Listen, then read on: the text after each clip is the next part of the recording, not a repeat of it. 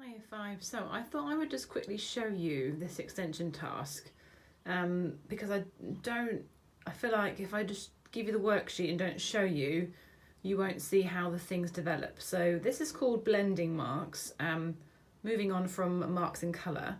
And I've created here a grid, and again it's on the worksheet, and it's a grid of rows of 3, and there's 4 of them. Now you could do more than this, you could make them smaller and add on another row or 2 to your page, but using this same layout that we did for mark making, I thought it was quite a nice presentation. So what we're going to do is I will first of all, I've done my grid, you can see, with my ruler, and I've measured everything out. I'm now going to just do a couple of examples for you in the top 2, where we're going to start off with one mark making technique, but in colour. So for example, got here, I might do blue spirals, for example, and I'll probably use either a sharp colour pencil or a fine felt tip. So that one would go there, but it'd be in blue. And then might add in like a red, say for example, red diagonal lines. And I want to be careful with this if I'm using pen, because when the blue and the red pen, if they get wet, they may blur a bit on this one. So I might actually just go for colour pencil today. Maybe I'll do colour pencil on that one, and I'll do felt tip on this one to show you how it changes.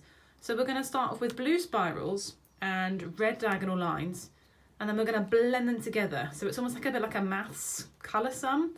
So we'll put a plus in here, equals in there. So it would be blue spirals plus red hatching equals a new type of mark with double colour.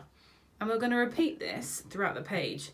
And I thought this was a really nice thing to do, just to see when you're not looking from observation but just working with colour, what new things you can create just by blending a colour and a mark and seeing what that creates as a final example of what else you can do with this technique.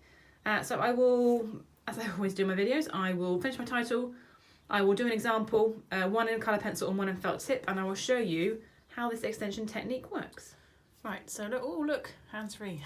So I've got a new stand for my camera. So I'm going to hopefully show you this with 2 hands to help.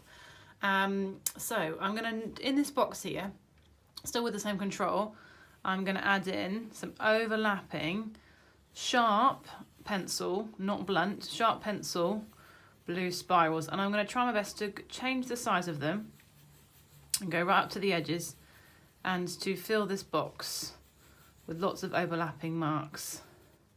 I'm making the swirls very interesting. Oh, just got a bit of pencil there. So I'm going to keep going and filling this box.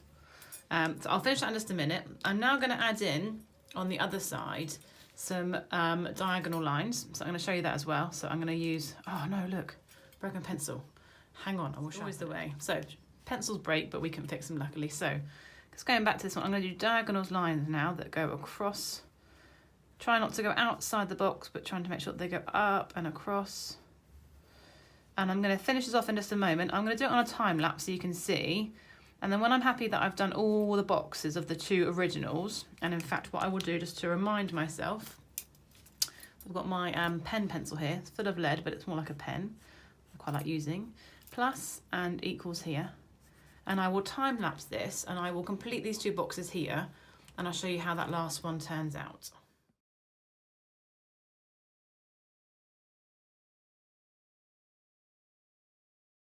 So I'm hoping you can see in that time-lapse video how we've got the blue and the red, and they're very similar to each other. I know they're not exactly the same copy, but you can see that this is an overlap of the 2.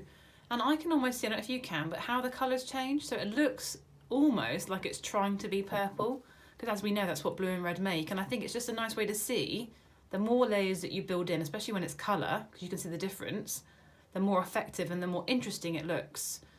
This is, I know this part is in here, but if I look at these 2, they look like a lower level because they have less layers, and this one looks like a higher level because it has more layers and more contrast.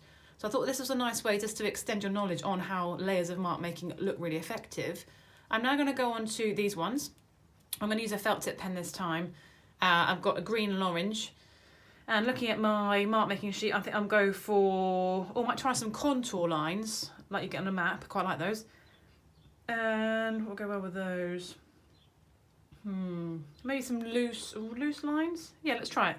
So I'll do contour lines and loose lines on this next one, and I'll do the result here. and then you'll get to see how felt tip pens may blend or smudge in a slightly different way.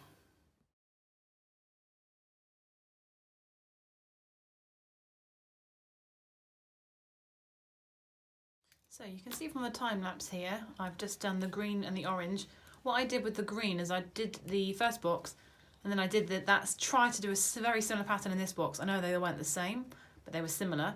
And then added on some loose lines into my second box and added on top as well. Now, because these are wet, you can probably see that they're almost turning brown, and an orange and a green would make a shade of brown because that's how the colours would blend in paint.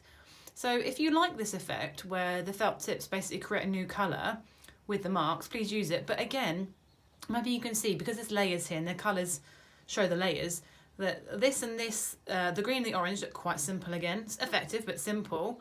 But when you add in those layers, it looks more interesting. It looks like there's been more work done to it. Now it has, but all we've done is just added an extra layer. So just remember this with the layers.